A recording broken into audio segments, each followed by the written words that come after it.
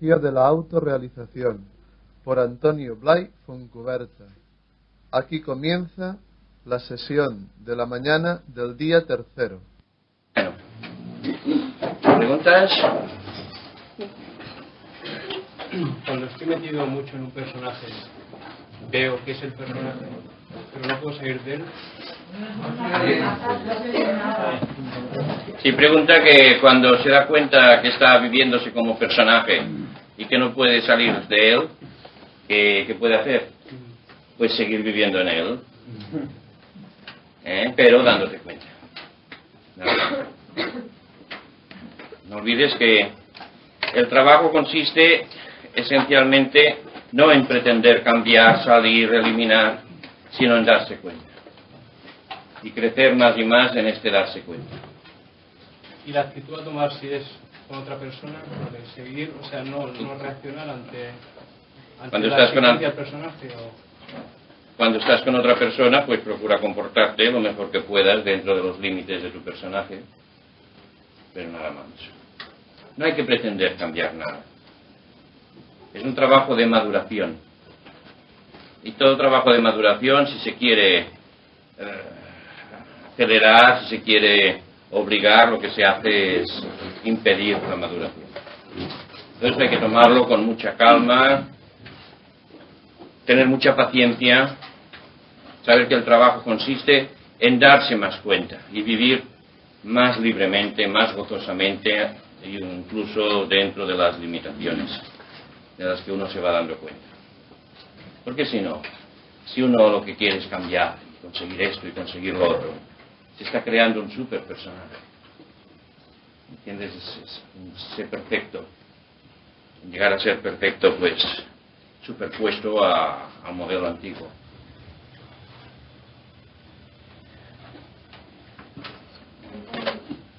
Ayer dijiste que cuando veías una cosa, por ejemplo, el padre, decías mirarlo y luego preguntar por qué de eso. Y a mí me ocurre que si me pregunto el por qué rápidamente me da una razón, o varias. Entonces, ¿no es esto que me puede engañar? Sí. ¿Y qué se hace? ¿Seguir mirando? Claro, mirar esta razón que te da la mente para discernir si es correcto o no es correcto. Es un aprender, ¿sabes? Es un aprender. Es igual como cuando hablas con una persona que enseguida responde cosas. ¿Verdad que tú aprendes a estar atenta para ver si lo que dice suena verdadero o no? Pues igual contigo mismo. No se consigue todo esto en un día ni en una semana. Si hubiéramos vivido más conscientemente, pues sí. Pero como generalmente cada uno ha vivido como ha podido, pues todo eso está por hacer. Por lo tanto hay que tener mucha paciencia y buen humor. Y buen humor. Lo digo porque mucha gente con el trabajo se pone en serio, es un plan de autoridad, ¿no? Y buen humor, calma. Que hay mucho saber que se está en el camino y que se está trabajando no en círculo cerrado, sino tomando conciencia que permitirá descubrir lo auténtico. Mucha paciencia con uno mismo. Antonio, ¿por qué algunos seres humanos tenemos el problema o defecto de apoderarnos de lo que no es nuestro? O sea, Todos lo hacemos. ¿Qué es nuestro? O sea, y te habla uno, o sea, lo que es suyo, robar, vamos, ¿por qué viene el defecto del ser humano?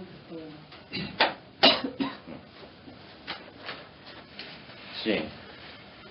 Es que estoy viviendo lo que me gusta a mí con mucha más fuerza de este sentido social, ¿verdad? De que a cada uno lo suyo. Y yo trataba de darte una respuesta más amplia, ¿verdad? La respuesta más amplia es que ¿qué tenemos que sea nuestro?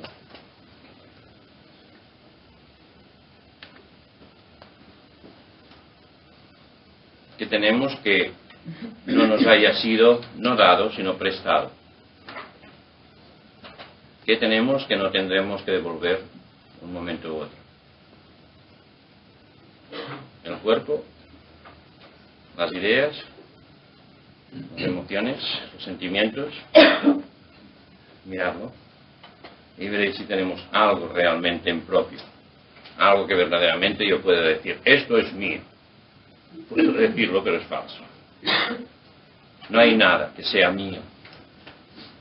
Lo único que realmente puedo cuando descubro es lo que soy, no lo que tengo, lo que soy. Y eso sí, y eso porque lo soy intrínsecamente, eso no lo he prestado y nadie me lo puede quitar, lo que soy. Pero todo lo que creo tener, todo, en un sentido profundo, y estamos hablando aquí en una perspectiva de trabajo serio, no, absolutamente no existe la propiedad.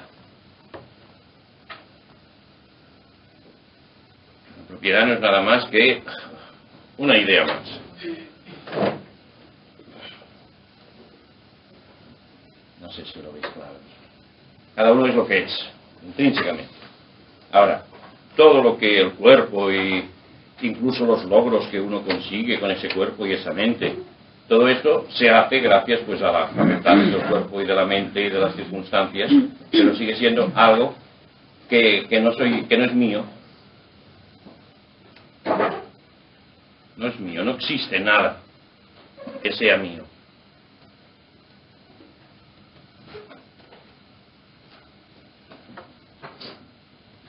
Y en esto consiste la realización. Descubrir que no hay nada que sea mío, sino simplemente ser. Y entonces cuando se va descubriendo eso de que eres, ves que no eres, que no tienes ninguna cosa, pero a la vez es como si estuvieras siempre en tu casa, en todas partes, en todas las situaciones. Pero el sentido de propiedad, esto es el yo-idea. El yo-idea que en el momento en que se siente que se desconecta del fondo, exige del exterior tener cosas para que le den felicidad, seguridad. Y de ahí viene esta ansia de tener.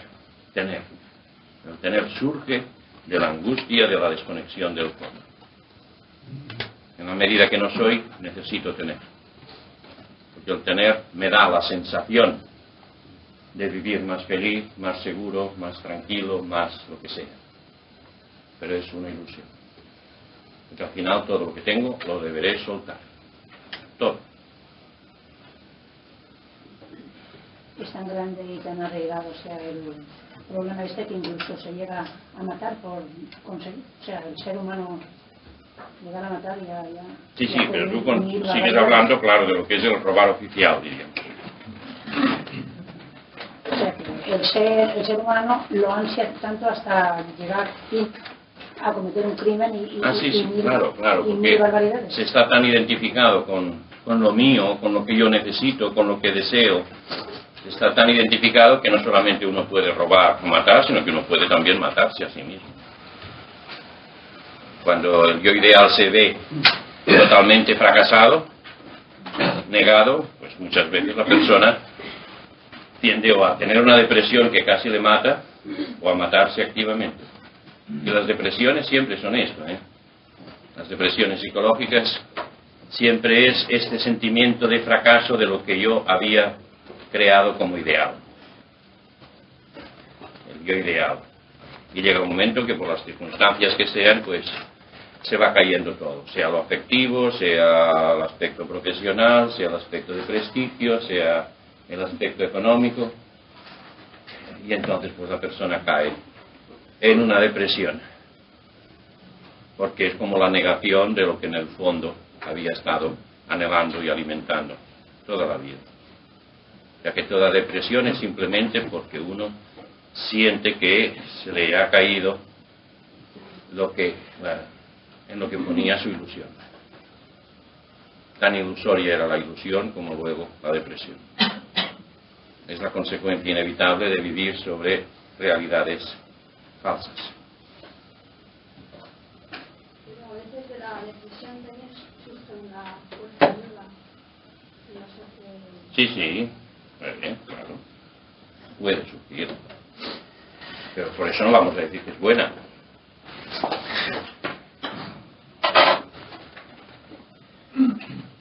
Lo bueno es descubrir la verdad. Y para descubrir la verdad no hace falta pasar por las depresiones. esta mañana se hablaba sobre la mentira consciente. ¿Sobre la? Mentira consciente. La mentira consciente. A ver. ¿Quieres decir el juego social ese que se hace? Sí. Yo no voy a aclarar. Y claro, si tú ves que una persona te está diciendo, ay, qué bien estás, pero que en el fondo lo que está esperando es que le digas que es ella la que está muy bien, tú ves que aquello es una mentira. Entonces tú puedes elegir seguir este juego, o puedes elegir decir que no. O uno que se está muriendo y vienen las visitas, ay, qué buen aspecto tienes. Y esto se considera obligado. Y nada, te pondrás bueno enseguida y uno sabe que está a las últimas. Todo esto es todo un engaño, ¿verdad? Es todo un montaje que...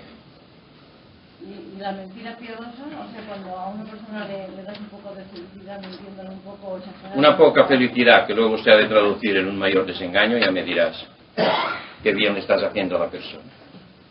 Si un moribundo o una persona que le queda poca vida... Lo mejor que se puede hacer a un moribundo es que se dé cuenta que va a dejar el cuerpo. Que viva muy conscientemente esa situación. O sea, la mentira nunca es buena. Claro, depende de la persona, ¿verdad? Lo que yo considero que siempre es malo es el engaño. Ahora, no hace falta, pues, tirarle a boca de jarro todo lo que uno ve que es la verdad si la otra persona está en una situación pues débil y está tratando de agarrarse a algo. De, nada, tú, a morirte.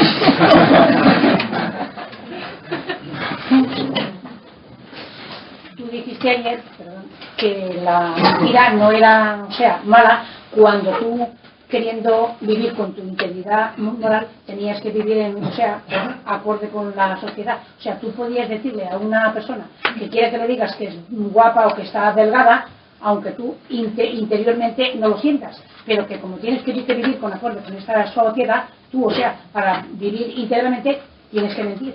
Porque si te no sales... dije eso. No. Esa es una interpretación tuya, ¿eh? Lo que yo dije es que uno ha de decidir si sigue o no el juego de la mentira social, si sigue el juego, pero entonces que puede hacerlo si lo decide conscientemente. Pero no es que tenga que mentir para seguir la vida social, que es lo que tú estás diciendo. Es más bien una elección, no es que yo justifique la mentira, sino que es una opción que uno tiene, o a seguir el reglamento social como principio, pero muy consciente de que es un juego, o a no seguirlo, y entonces atenerse a las consecuencias de ese no seguirlo. Es esto como principio. Lo digo porque, tal como lo dices tú, parece que está muy justificado entonces cuando conviene decir lo que convenga y nada más. Yo entendía como tú lo has dicho, o sea, lo que pasa es que quizás no he sabido explicarme. Pero yo entendía, o sea, que se puede mentir cuando tú íntegramente estás consciente que lo que dices, o sea, es una mentira, digamos, piadosa o... No, lo que estás hablando es una mentira con premeditación y alevosía. Bueno, yo me entiendo, quizás no sé particular, pero me entiendo lo que te quiero decir. Te quiero decir que si no vives acorde a la sociedad, pues puedes atenerte a una serie de consecuencias. Pero entonces es todo el juego, no se trata de una situación, es todo el juego. O sea, yo lo planteo en términos de totalidad, de actitud que uno adopta deliberadamente y responsablemente frente a la vida. No es que en una situación pues está justificado para quedar bien, no. ¿En el fondo no es un modelo de convivencia? Claro, pero es un modelo que está basado en un error, en un engaño. Antonio, dices tú de que nada es nuestro y que todo lo tendremos que dejar. También aseguras la existencia de la reencarnación. Entonces, en la reencarnación, ¿qué es lo que se hereda? Lo que todavía crees que es tuyo.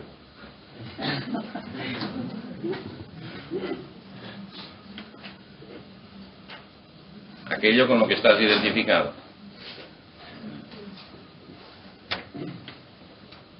Exactamente eso.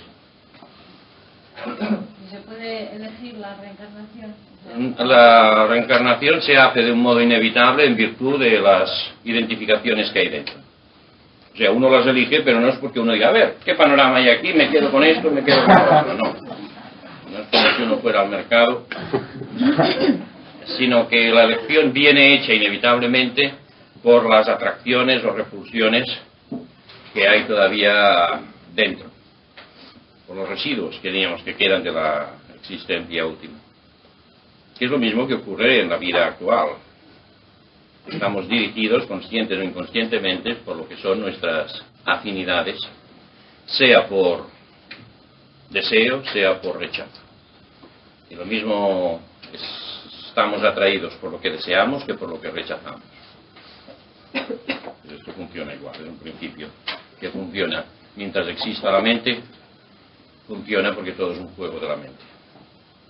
En la medida que yo creo que esto es lo bueno, que esto es lo real, que esto es lo mío, lo que me hace ser, entonces yo quedo atado a esto y esto queda atado a mí, hasta que vaya sufriendo las consecuencias de este error.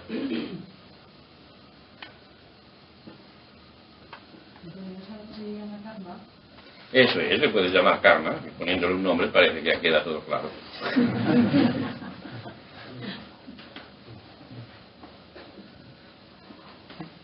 Entonces, si alguien llegase a realizarse totalmente, ya después en la reencarnación ya no tendría ningún... Pues se acabó la historia, sí. Ya no había reencarnación. Y claro, es que esas preguntas, como se hacen desde el punto de vista actual, en el que parece que el único bien y el mayor bien es la existencia en el cuerpo, el suponer que llega un momento en que uno no reencarna más parece un mal. Y por eso las respuestas siempre pueden dar lugar a malentendidos.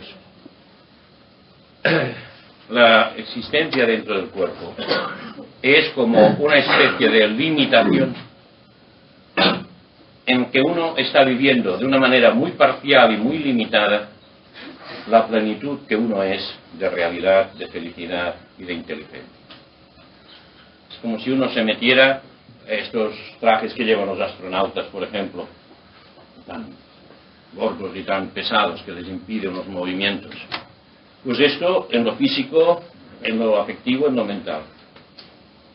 O sea que es una auténtica limitación. Lo que pasa es que como esta mente adquirida, esta mente no conoce otra cosa, entonces esto parece que si te quitan eso, te quitan todo. Pero en la medida que se va trabajando y se va uno despertando, uno aprende a reconocerse más allá de este cuerpo. Y aprende a despertar una conciencia que está, que soy, que es inmensa, que es fabulosa. Y entonces el funcionar a través del cuerpo es una auténtica limitación. Y por eso llega un momento que lo que uno ve que tiene sentido es el llegar a liberarse de eso para vivir plenamente lo que uno es.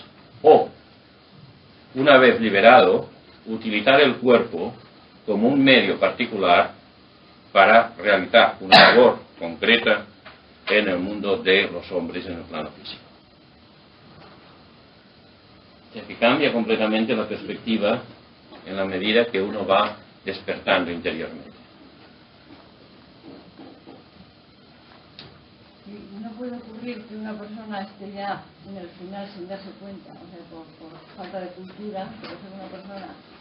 Sí, puede ocurrir que una persona esté muy, muy madura sin haber oído hablar nunca de todo esto, etc. Y muchos que oyen hablar mucho y que creen que están en el último peldaño, pues no lo están. Hay de todo. ¿Sí? Pero hay determinadas actividades, parece que hay determinadas actividades en la vida esta, que el medio parece que indica que tiene que funcionar por la mentira. Y si te mueves hacia el medio, parece que tiene que funcionar por la mentira. Por ejemplo, se suele decir que en política no se puede funcionar sin mentir. En los negocios, pues quizá tampoco. Entonces, pretender estar en los medios, pensando o influyendo que no se debe mentir, porque eso es malo intrínsecamente. No. Esta formulación ya no es. Hasta ahora ibas bien, ¿eh?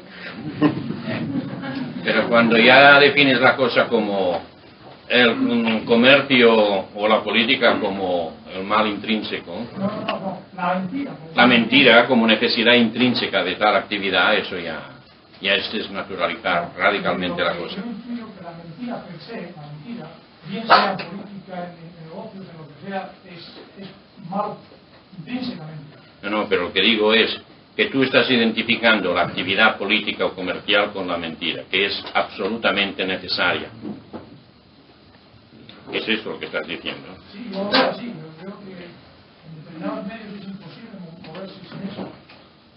Es posible, yo como no estoy en política ni estoy en negocios, es posible, pero entonces tú has de decidir, ¿no? ¿Por qué no crear un negocio que se base en la verdad?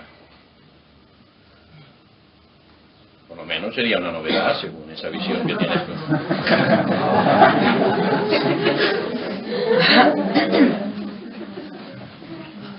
Y además con la ventaja de que como los demás creerían que siempre estás diciendo mentiras, no se creerían lo que dices, pues a lo mejor te va a amarte bien. No, pero esto, para mí, desde un punto de vista de sentido, si uno monta su vida y acepta el funcionar, pues digamos, en un medio en el que parece que se mueve así, que uno está acostumbrado así, que parece que hay que moverse así en ese medio, resulta después de una contradicción todo lo que usted pretende hacer en otros campos, ¿no? Es posible, pero tú eres quien eliges, ¿eh? No te puedo decir más.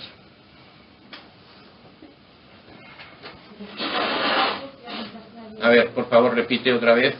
Respecto al trabajo que apuntaste ayer a última hora, de vivir plenamente algo... Dramatizar el yo ideal, sí. Entonces yo me encuentro, hasta ahora siempre que hacía este escrito me salía que se muriera mi madre, ¿no? Y ahora me encuentro como que la he descubierto ese mundo y empiezo a aceptar a esta mujer con sus errores. En mi deseo interior sigo necesitando percibir y vencer una madre cariñosa a la que no tengo conciencia. Pero con ella no he intentado hacerlo y no soy capaz. En cambio a mí me saldría como muy bonito si lo hiciera con esta Virgen María que tengo yo con el hermano. No sería irse por la trama. Pero este es el yo ideal, que tu madre fuera la Virgen María. Y está bien si lo hago... Claro, eso es lo que dije. Que es lo que dije, que dramatizaras tu ideal tal como es en tu mente, en tu deseo. Si yo recibo estructuras de los demás, esto es negativo para mí. No, tú no recibes estructuras de los demás. Tú recibes unos impactos, unas informaciones, unos estímulos de los demás. La estructura como tal no la recibes. No es bueno. Ah, no, ni es bueno ni es malo, depende de lo que hagas con ella. No es mío y por lo tanto es ajeno. Pero puede haber cosas ajenas que te ayudan a despertar lo tuyo. Bien, no obstante, es necesario dar, porque si no doy, no soy. Es necesario dar y recibir, las dos cosas. Recibir también. Claro. ¿No es que todo lo que eres como ser concreto, de hecho, lo has estado recibiendo? Es que yo pensaba, según lo que decías, Antonio, de que nuestra misión era captar desde dentro de nosotros. O sea, todo lo que recibes, empezando por el alimento y el aire, es tu interior que responde a ello. Y responde aceptando unas cosas, asimilándolas o rechazándolas. Si ves este ejemplo de lo físico, lo más tangible, pues puedes ver luego que esto se produce analógicamente en todos los demás niveles, en lo afectivo y en lo mental. Entonces, de lo que recibes, tú has de ver qué es lo que asimilas, lo que es asimilable, lo que es aceptable, y qué es lo que no lo es para ti y lo rechazas. Y este juego, este vaivén, esta interacción es absolutamente necesaria porque eso constituye la existencia. Estar vivo quiere decir eso, quiere decir intercambiar con el ambiente, a todos los niveles. Por eso hay personas que no están vivas, hay personas que están realmente muertas. Hay verdaderos cadáveres ambulantes. Conservan unas funciones vitales, pero mentalmente no asimilan, afectivamente no asimilan, no dan, no se abren, no hay una interrelación, no hay una renovación. Y en la medida que no hay esta renovación, es el inmovilismo interior, esto es ser un cadáver. Estas crisis que a veces, generalmente todo el mundo tiene, que se pregunta quién soy, dónde voy y todo esto, ¿a qué se debe? ¿A un fallo del sistema que nos han dado o a algún tipo de llamada interior? Yo creo que cuando estas preguntas son espontáneas, proceden de lo que realmente no está aclarado y por lo tanto de una llamada interior. Cuando es espontáneo. Ahora, cuando es inducido por el medio en que uno vive, entonces ya no. ¿Cómo se puede diferenciar la proyección del yo ideal de aquella proyección genuina del yo profundo? Mira, el yo ideal siempre funciona de un modo compulsivo.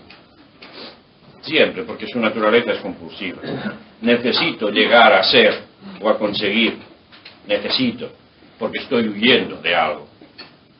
Y eso le da un carácter de tensión, de necesidad, de tal manera que si no se cumple, yo me siento hundido, en el grado que sea. En cambio, lo que es expresión de la realidad central que soy, surge de una manera libre y espontánea. Y no deja residuos nunca. Sobre el ejercicio que... Espera un momento, no sé. ¿Vale? Vale. Sobre el ejercicio que explicaste ayer de dramatizar el yo ideal. El yo ideal. Bien, esto es posible, pero una vez que se practica ese ejercicio, hablaste de que no se realiza nada, pero en cambio hay un desarrollo. No se realiza nada, pero hay un desarrollo. Sí. ¿Hay un desarrollo de qué? El desarrollo de lo que tú conviertes en experiencia activa. Pero se crece, se gana. Sí, en la medida justa que lo expresas. O sea, lo que nos hace crecer es el yo experiencia. Es el ejercitamiento activo de nuestras facultades. Recuerda el primer día. Eso.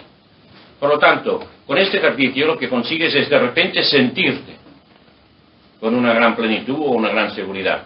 Pero el sentir no desarrolla. Porque es un estado estático. Y del mismo modo que sientes una cosa, después se va, y como si no lo hubiera sentido nunca. Pero en cambio esto se puede convertir en algo encarnado, en algo que se desarrolla en la medida que tú haces pasar esto que sientes a través de tu yo experiencia, a través de tu afectividad activa, de tu mente, de tu cuerpo, al actuar. Esto es lo que quiero. Y por eso es tanto el desengaño de muchas personas que a través sea de meditación o a través de lo que sea, pues llegan a tener unas experiencias o unos estados determinados. Les parece fantástico, pero luego se va eso. Y no solo se va, sino que cuando uno quiere renovarlo, luego no hay modo. Y es por esto, porque los estados son simplemente un reflejo de lo que permite la mente. En el momento que la mente se abre, entonces es posible que de repente uno tome conciencia de un poquito de esa cosa inmensa que somos. Pero como luego vuelve la mente a su modo, a su fórmula habitual, entonces bloquea de nuevo. En cambio, esto deja un resultado cuando no te conformas solo en sentir, sino cuando es un vivir. Bien, entonces se ha realizado algo ya. Sí, se desarrolla. Se desarrolla. Sí, es distinto. Para mí realidad es descubrir la realidad que somos. Ya, bueno, esto ya es un sentido más amplio. Sí. ¿Sí? ¿Los campos de expresión son los habituales de la vida diaria o hay que buscarlos? Los campos de expresión, Sí. de esto que estoy hablando. Sí. De momento esto puedes utilizar lo que es la vida diaria. Solamente que tu vida diaria, en la medida que lo vivas desde un estado distinto, te parecerán que como si fueran distintos. Pero no hay que buscar nada especial. Cuando llegues a vivir lo de la vida diaria de un modo pleno y de un modo plenamente consciente, entonces descubrirás otros niveles de expresión, de interacción, de existencia, más allá de lo que ahora llamamos vida diaria.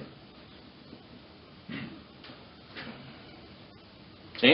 La convicción aquella que hablaste ayer de los deseos, la lista de deseos. Dijiste que tenía varias aplicaciones. Una de ellas para averiguar el yo ideal, otra para... El yo idea, sí. Otra para dramatizar, como digo sí. Ahora. Pero me parece que dijiste un par más, ¿no?, de aplicaciones. No, luego hablé de la realización del deseo, que es la aplicación del mismo principio, pero no dije nada más.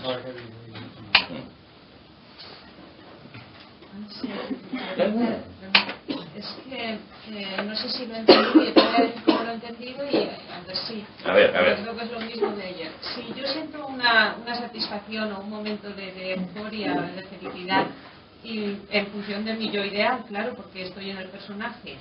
Entonces, pero me doy cuenta de que lo vivo porque está de acuerdo con mi yo ideal. Entonces, ese darme cuenta me vale para mi yo experiencia. No, lo que te vale para tu yo experiencia es que eso de lo que te das cuenta lo traslades a tu vida activa.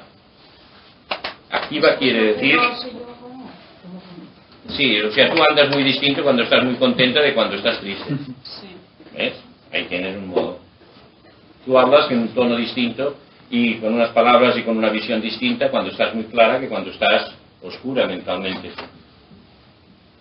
¿Sí? Sí. Pues eso, simplemente eso. Dar expresión concreta en tu vida diaria a tu estado interior. Que no se quede en un estado. Es como la música, ¿verdad?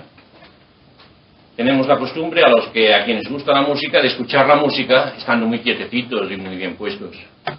Y entonces sentimos las cosas por arriba o por dentro o por donde sea. Y después los señores de la música pues se levantan, ponen los violines en su estuche y cada uno se marcha a su casa.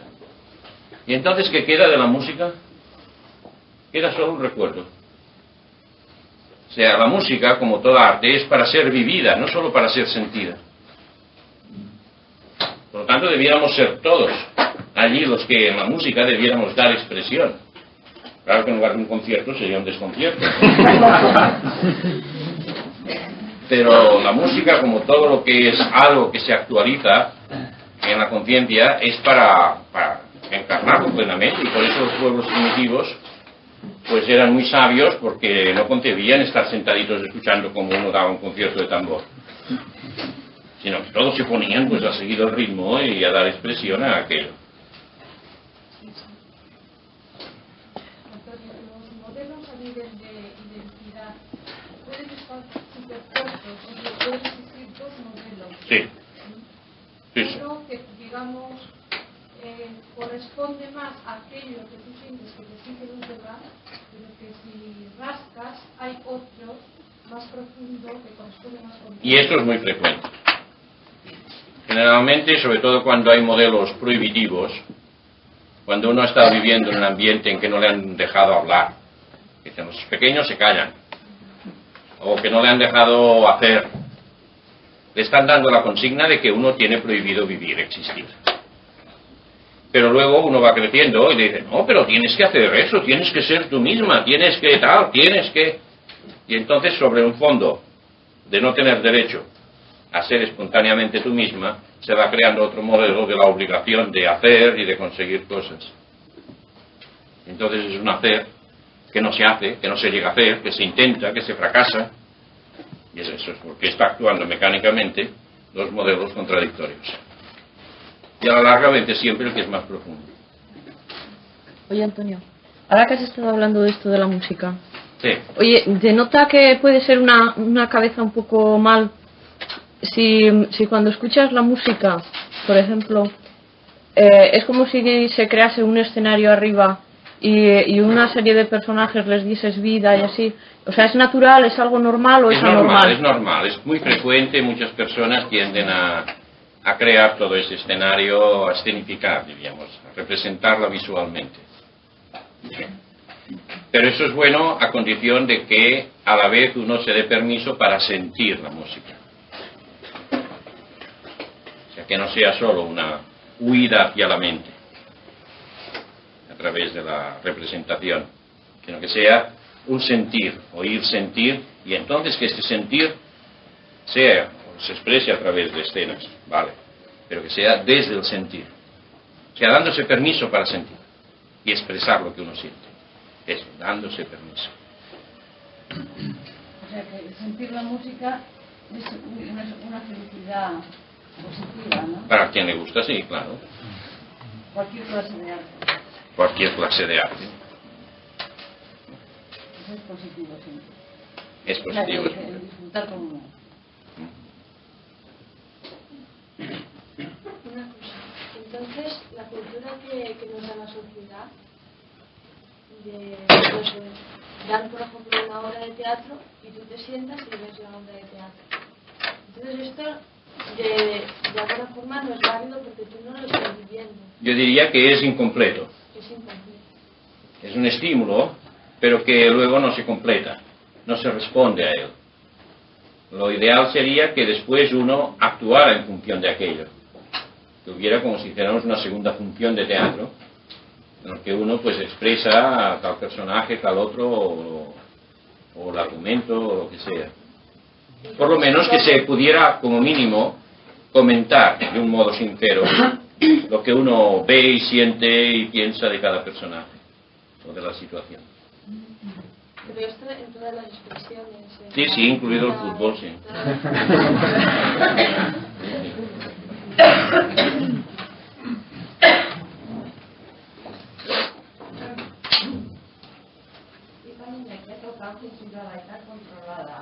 Ahora hablaremos de ello, ¿eh? Aplaza un poco.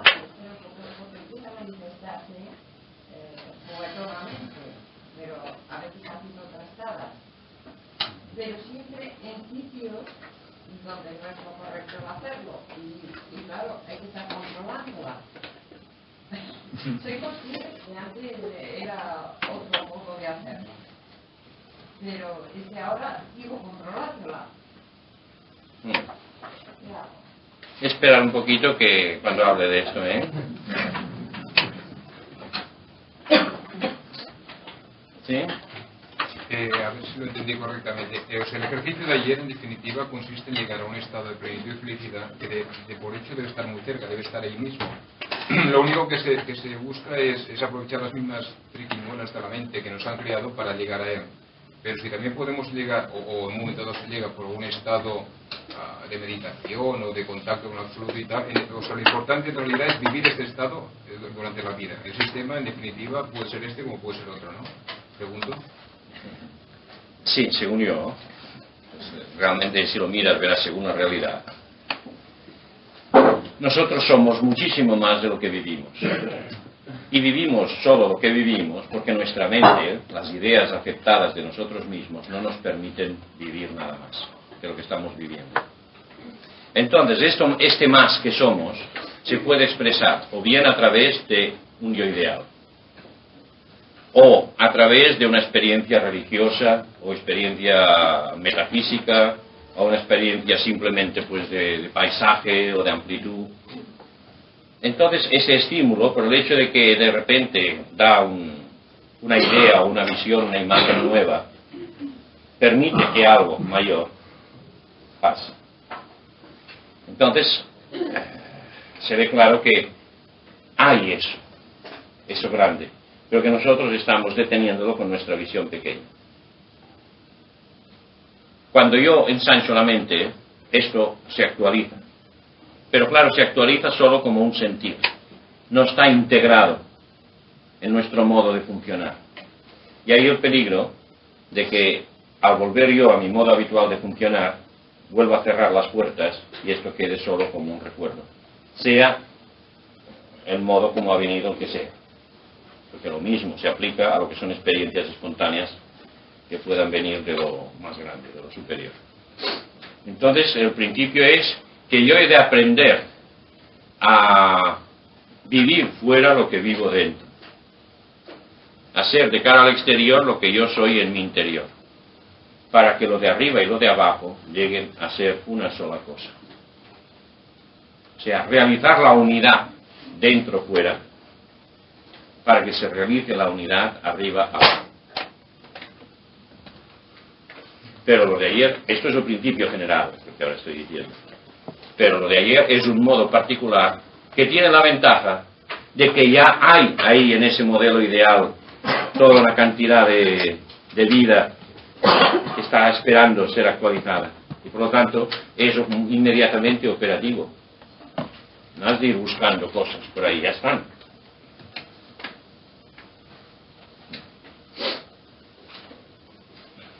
Hasta que cuando uno va haciendo esto, uno llega a vivir con una plena evidencia de que es constante, que hay esta inmensidad por ahí, que soy esa inmensidad, pero que estoy viviendo en una pequeñez extraordinaria. Y que eso que estoy viviendo es simplemente porque estoy viviendo dentro de un esquema mental limitativo. Entonces uno, cuando esto se da cuenta, y solo se da cuenta no teorizando, sino experimentando, entonces va viniendo el atreverse a vivir con la mente abierta. Y en la medida que uno vive con la mente abierta, pero despierta, capaz de integrar, de ordenar las cosas, pero sin tensión, entonces se va transparentando más y más esa conciencia mayor.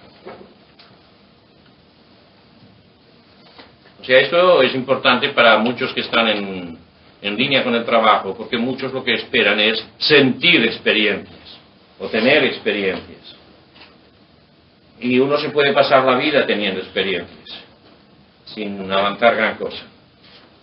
Lo importante no es tener experiencias, sino que las experiencias que se tengan se integren totalmente en mi ser concreto. Eso. Ya que no me guarde nada dentro, que todo yo sea expresión. Eso obliga a una transformación a mi mente, a mi afectividad y a mi cuerpo etérico, a mi estructura vital, pero a la vez es el medio para que yo sirva de estímulo para el despertar de otros, aunque no hable para nada de temas de estos. O sea que es una doble función. Por un lado, una progresiva sutilización, elevación o transmutación de mis propios vehículos, y a la vez un estímulo para que los demás o el mundo en sí vaya recibiendo más estímulos de orden más sutil. ¿Sí? ¿Ves lo bonito que es una cosa y la otra? ¿Sí? Sobre lo que has dicho antes de los dos personajes, lo que quiere hacer, lo que no debes hacer, ¿es así o también puede ser el personaje que quiere hacer y la idea de que no puedes hacer? Es lo mismo, que se manifestará de esta manera. Pero es personaje también, o sea, no es... Sí, claro.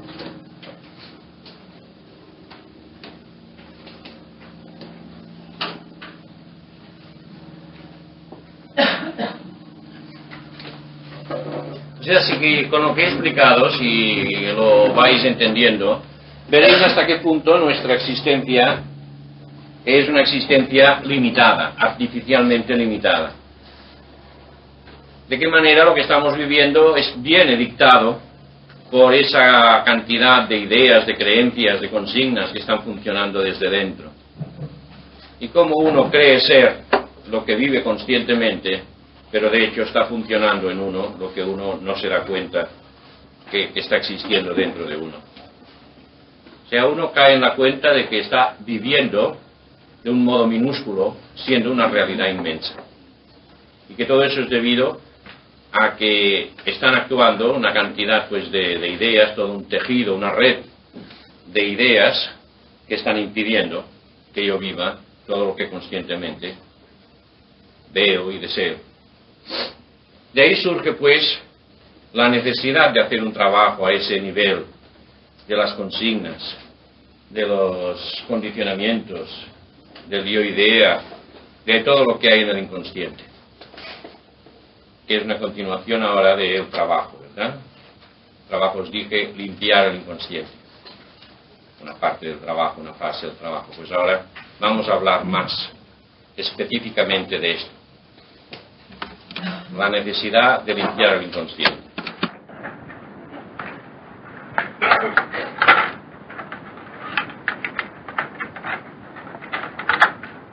El inconsciente, el trabajo en el inconsciente tiene dos clases de trabajo muy específicas. La primera forma de trabajo es que yo cambie las ideas o creencias que hay en el inconsciente, o sea, que yo reeduque ese inconsciente. La segunda parte es que yo liquide todas las situaciones que han quedado pendientes en el inconsciente. Son dos trabajos distintos. ¿Entendéis? Una cosa es cambiar las ideas, reeducar, o sea, eliminar el error, los errores que hay, y otra cosa es permitir que todo lo que hay inacabado o retenido en el inconsciente se actualice, se liquide. ¿Vale?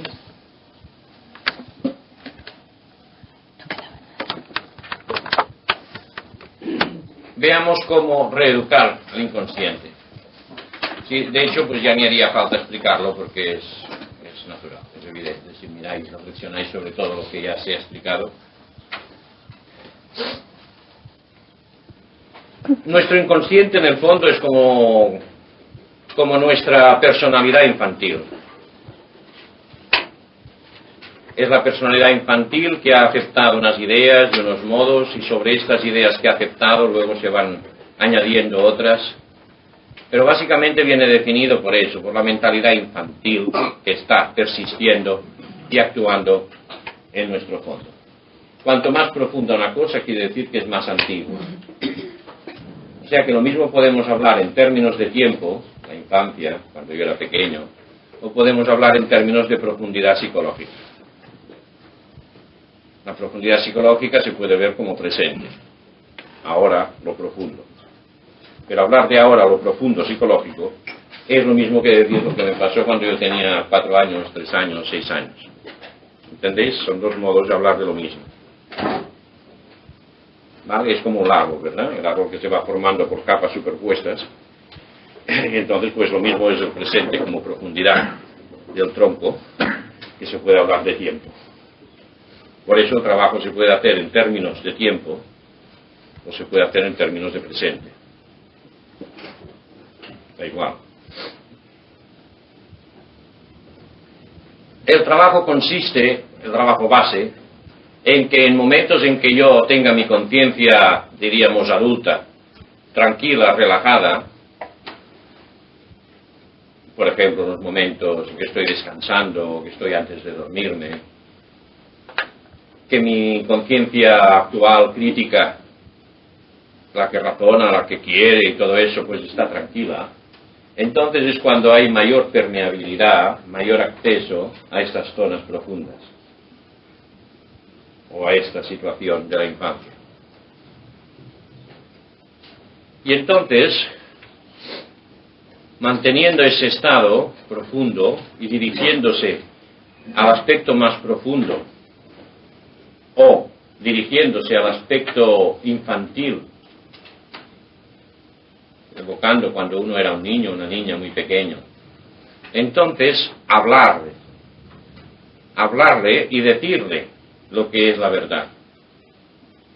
Decirle, mira, tú no eres ese niño o esa niña que ahora se vive de esa manera desgraciada o triste o enfadada o tal, sino que realmente lo que tú eres un foco inmenso de energía, un foco inmenso de claridad, de luz y un foco inmenso de felicidad y amor.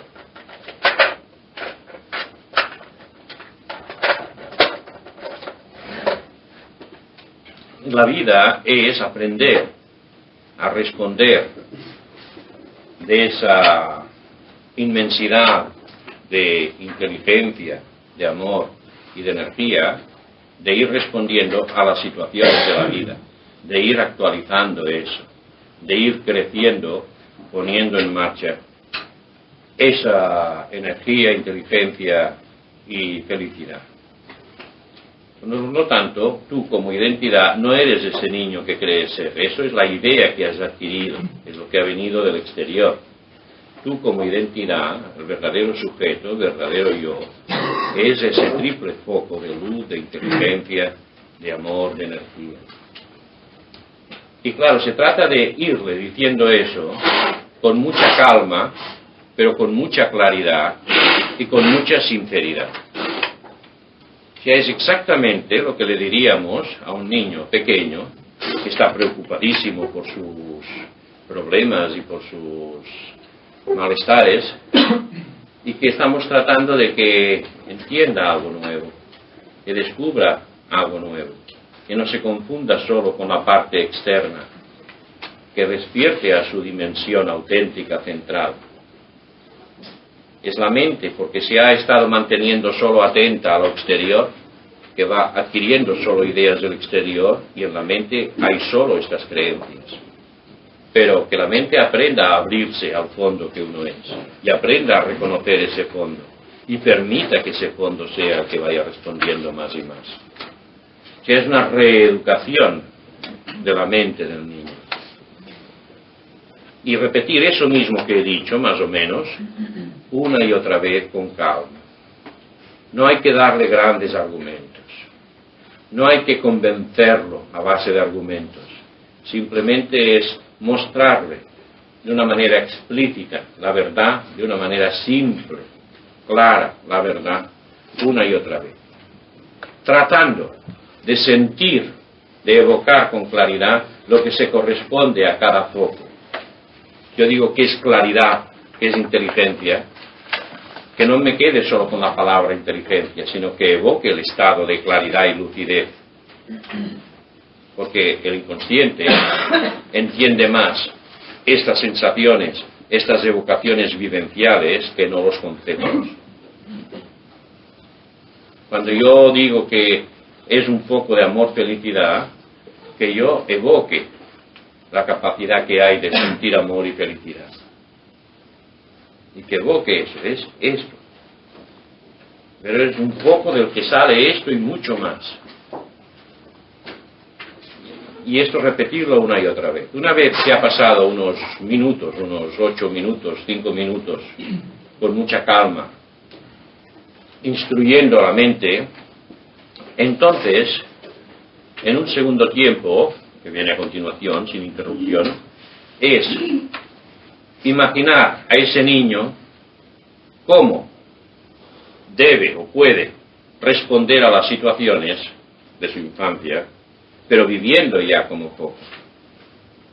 O sea, ¿cuál sería la respuesta a las situaciones si yo me vivo como plenitud de amor? O sea, viviendo desde mi conciencia profunda, no solo pendiente de lo exterior, sino viviendo desde mi fondo y vivir lo exterior desde este fondo.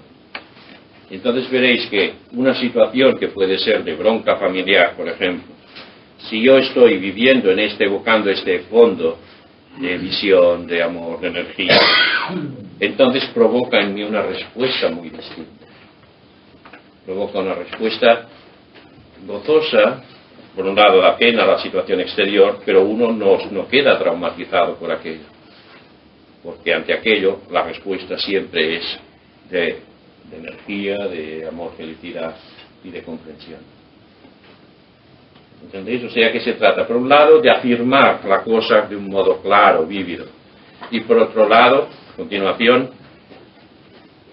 evocar con claridad la expresión concreta de eso en las situaciones diarias del niño. A ver. Lo segundo que has preguntado. Sí, detrás. Quería preguntarte si podría utilizar una situación real para imaginar esta nueva respuesta. Sí. Es que lo segundo que has dicho no entiendo muy bien, porque has dicho imaginar a ese niño, ¿no? ¿Cómo puedes responder a las situaciones de la infancia? O sea, las cosas que tienes ya, o diarias también. Sí, pero de la infancia, preferentemente. Porque el trabajo se está haciendo a este nivel. Lo que digo ahora no es para solucionar los problemas de ahora. Es para reeducar la mente profunda, la mente infantil. Por lo tanto, lo posible ha de mantenerse en ese estadio de infancia. Los recuerdos que tienes. ¿Tienes un sistema para recordar la infancia? No te falta, lo que te venga. Si no te viene, te imaginas situaciones, es igual.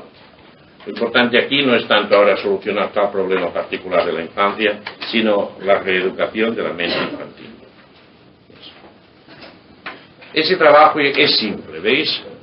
No ha de ser una técnica fría, ha de partir de la comprensión adulta, en la medida que intuís que realmente la identidad constante de uno es este triple foco. Y entonces ser consecuentes, instruir a la parte infantil que está todavía presente con las ideas antiguas, e instruir esta mente de acuerdo con lo que es la verdad tal como la intuís. O sea, la cuestión es imaginarte un momento de tu infancia. ¿Qué es esto? ¿No he entendido bien? Primero, son dos tiempos, ¿verdad? Sí. Primero es simplemente situarte en tu estadio infantil. Sí. Y entonces hablar a ese niño o esa niña con mucha claridad y decirle que no es esa niña tal como se cree ser, que esto solo es la parte externa, que realmente uno es un foco inexhaustible de energía, inteligencia y de amor, felicidad. Y eso repetirlo muchas veces, evocando con claridad qué quiere decir cada cosa de esto. Esa es la primera parte. Y luego la segunda parte viene la aplicación de esto a las situaciones concretas de la vida. Para que el niño entienda que no se trata solo de algo que es, sino de algo que vive, algo que es dinámico, y que en la existencia uno puede aprender a responder desde el fondo, en lugar de responder solo desde la mente esta externa. Pero entonces, para hablarle a este niño y decirle, tú no eres esto que te han creado, tú eres amor, felicidad, entonces a veces pues te pueden venir imágenes de momentos que lo has pasado muy mal en tu infancia. Sí, la primera parte es solamente recordarte a ti de pequeña en general, sin ninguna situación en particular. Una vez está hecho esto, entonces puedes evocar esta situación particular que recuerdes. Y entonces ver cómo se produciría tu respuesta de acuerdo viviendo este fondo. Pero cuando te imaginas estos momentos, o sea, en realidad estos momentos vamos a suponer que han sido malos de tu infancia, han sido por otras personas que has tenido a tu lado, ¿no? Que te han cortado la libertad de expresión o de movimiento, no toques esto. Entonces, inconscientemente o conscientemente, coges un odio hacia aquella persona que te ha querido hacer aquello.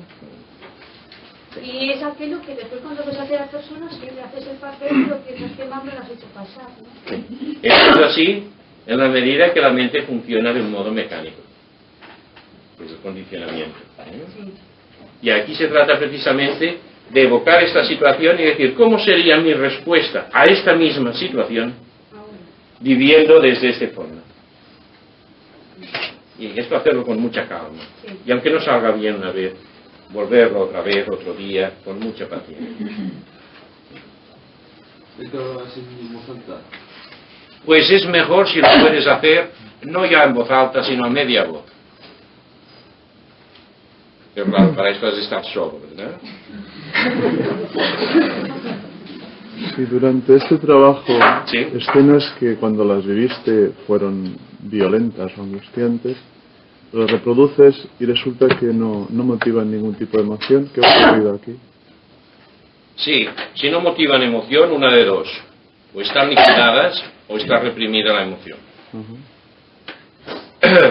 Entonces se trata de situarte con más y más sinceridad en la situación.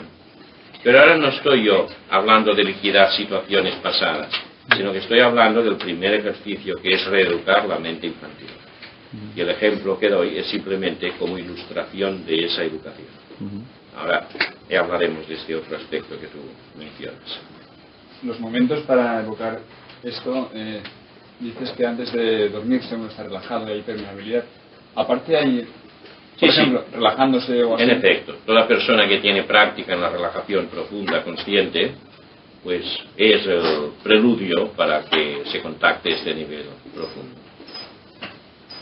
Otra cosa, si en vez de ser ese niño que está ahí molestando, que se está sintiendo solo, bueno, que sea, es, por ejemplo, la parte que tienes del padre, que te está ordenando, que te está criticando, que te está haciendo... Sí, en principio es igual.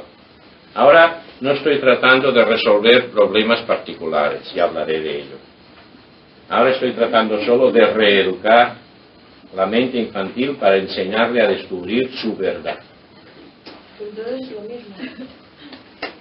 Sí, espera un poco y hablaré de la aplicación de esto. Pero esta fase de reeducación no tenéis que hacerla solo en relación con situaciones problema. Aunque no hubiera ninguna situación problema, esa reeducación debe hacerse exactamente igual. ¿Por qué? Porque, aunque no haya problemas, la mente infantil está viviendo sobre unas premisas erróneas. Y lo que se trata no es de arreglar problemas, sino de reeducar, de liberar, de realizar a ese niño. O sea, la dimensión infantil. Porque luego queremos realizarnos a un nivel adulto, pero nos encontramos que nuestro nivel profundo de conciencia sigue identificado, sigue con sus miedos, con sus hostilidades, y por lo tanto no hay disponibilidad profunda. Por lo tanto, hay que realizar. Realizar quiere decir que descubra su naturaleza auténtica, esa dimensión infantil, para que quede libre el camino, claro, disponible, para que luego pueda venir una realización a nivel más adulto.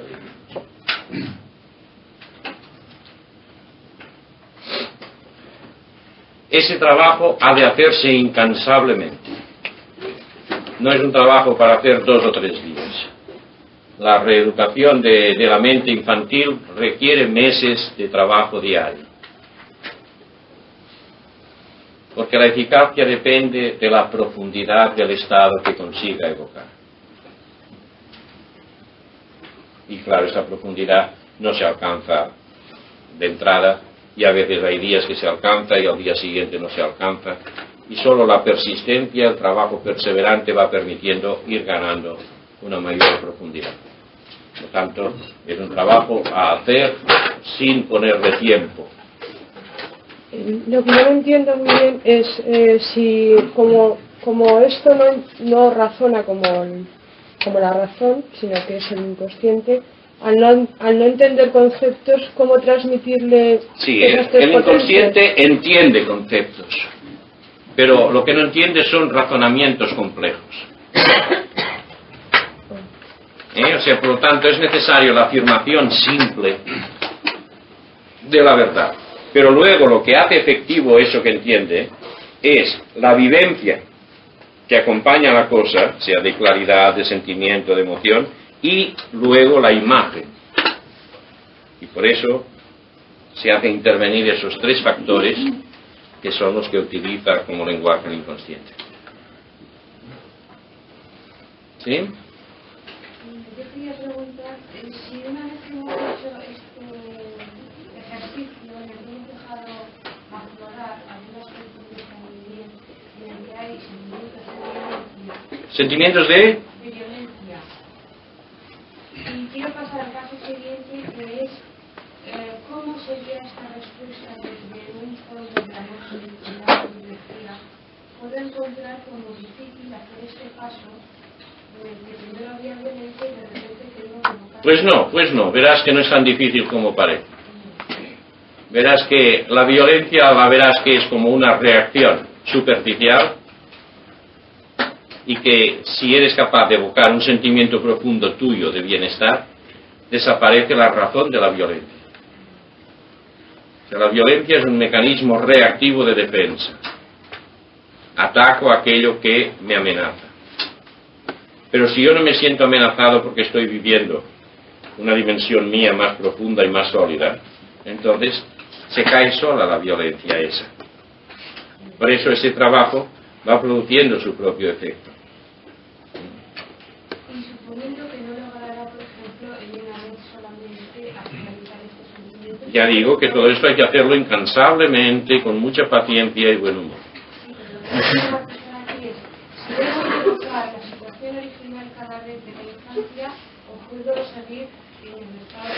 Sí, en esta fase del ejercicio no es tan importante la situación particular, sino el mensaje que estás dando a tu mente infantil. Por lo tanto, lo que interesa aquí es repetir eso, aunque de momento no sea aplicable. Es fase de reeducación de la mente. profunda. ¿Se pueden hacer con situaciones también que sean positivas de la infancia? Claro que sí, sí, sí. Ayudaría más a cada uno. Después ya verás que se hace con todo. Sí. Si estamos actuando profundamente con estas tres potencias, con la potencia, con nuestra potencia unitaria diariamente, podemos llegar a ser espectadores de nosotros mismos. O sea, funcionando con toda nuestra potencia, podemos a la vez ser también espectadores de nosotros mismos. En efecto, se puede y se llega. Pero espectadores que a la vez están funcionando al 100%.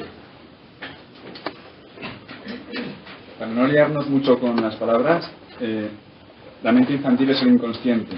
Es el inconsciente en su aspecto más profundo. Pero no se interpreta como subconsciente eso. Da igual, poner subconsciente, si con eso encaja tu esquema mental, poner subconsciente. Lo importante es entender de qué hablamos. El nombre le pones tú el que te guste más. ¿Sí?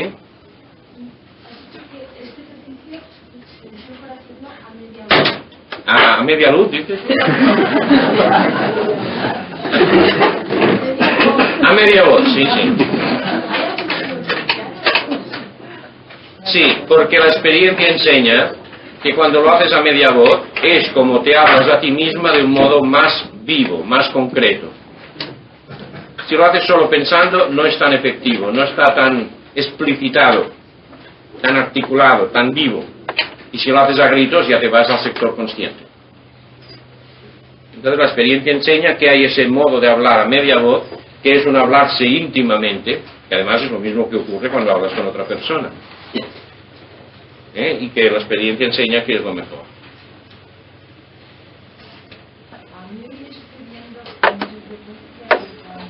Fuerte, por favor, que no sé si es que todos habláis más bajito o que yo soy un poquito más sordo que antes. Y sí, pero yo tengo mal oído.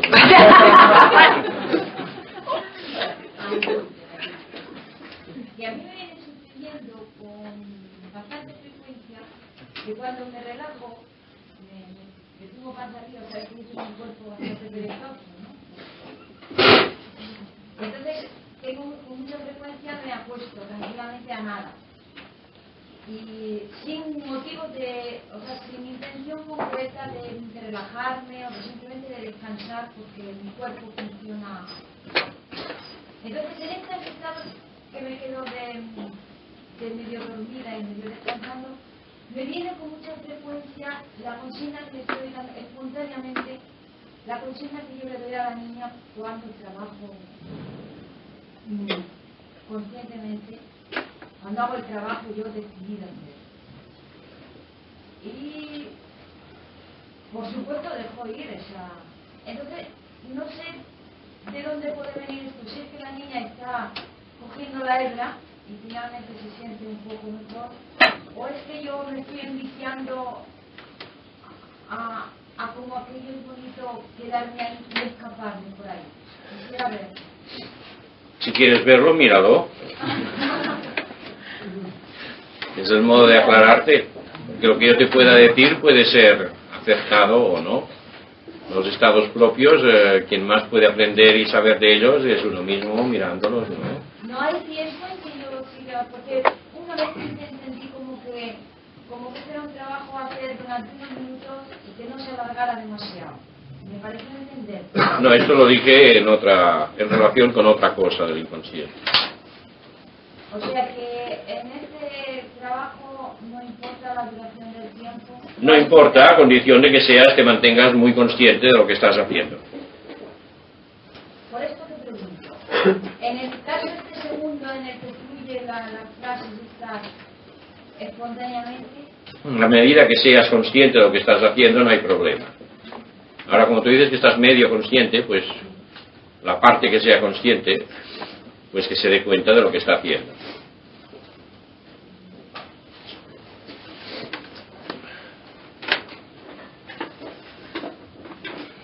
Solo este ejercicio hecho persistentemente con sinceridad, producirá cambios inmensos. Cambios que vendrán de un modo muy sutil, pero que serán a veces, en unos momentos dados, como aparatosos. Porque estamos cambiando la base de nuestro funcionamiento automático. Hasta ahora ha funcionado automáticamente los miedos, las rebeldías, la autoprotección, la huida, etc. Y eso está metido en nosotros. Y esto sale sin que uno se dé cuenta. Entonces, en la medida que se va cambiando esa mentalidad infantil, se manifiesta porque donde antes había una huida, ahora de repente surgirá una actitud espontánea o de gozo o de ir a por la cosa, hacerle frente, ya que se irán produciendo cambios que no necesitan ser exteriormente ni muy rápidos ni muy aparatosos, pero que se notará que, digamos, hay un coeficiente que va aumentando de positividad básica.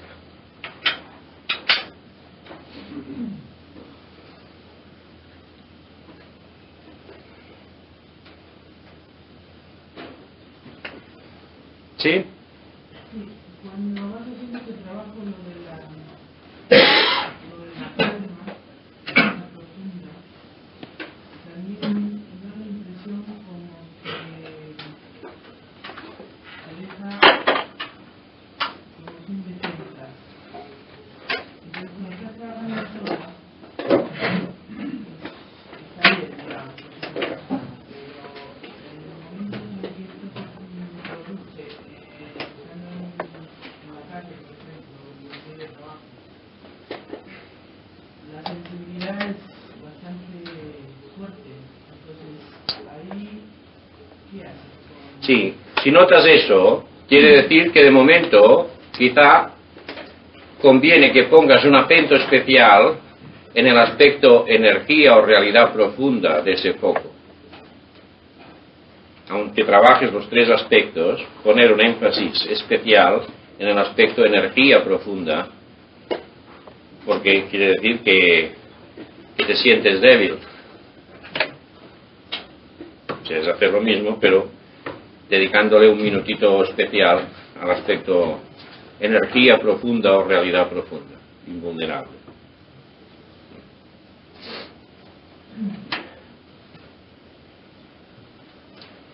Luego, sí. Esto se hace haciendo por separado las tres cosas, ¿no? Una a continuación de otra, sin interrumpir el hilo. Pero independientemente. Distintamente.